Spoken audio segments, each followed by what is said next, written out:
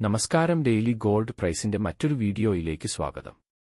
എല്ലാ ദിവസവും സ്വർണ്ണവിലയുടെ ഏറ്റവും പുതിയ അപ്ഡേറ്റുകൾ കൃത്യമായിട്ട് അറിയാൻ ഞങ്ങളുടെ ചാനൽ ഇപ്പോൾ തന്നെ സബ്സ്ക്രൈബ് ചെയ്യുക.